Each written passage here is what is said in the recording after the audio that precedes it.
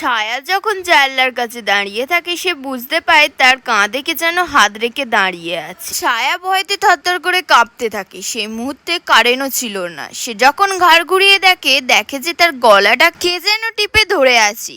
অন্ধকারে ছায়া কিছু দেখতে পায় না, সে চেল্লাতেও পারে না। তারপর কে যেন তাকে টানতে টানতে অন্য ঘরে নিয়ে যায়।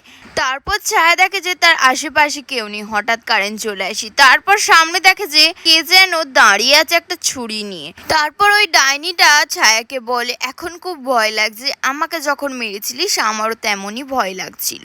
আমি কত চিৎকার করেছি, তোরা আমাকে কেউ ছাড়িসনি। আজকে তোকেও ছাড়বো না, তুইও আমাকে যেমন মেরেছিস আজকে তোকেও তেমন মারবো। ছায়া এইসব দেখে ভয়েতে দরজার কাছে গিয়ে দরজাটা খোলার চেষ্টা করে, কিন্তু দরজা তখন খোলে না। পেছনে ডাইনি দাঁড়িয়ে থাকে। ডাইনি তখন জোর জোর করে হাসতে থাকে। তারপর ওই ছুরি দিয়ে ছায়ার গর্দানটা আলাদা করে দেয়।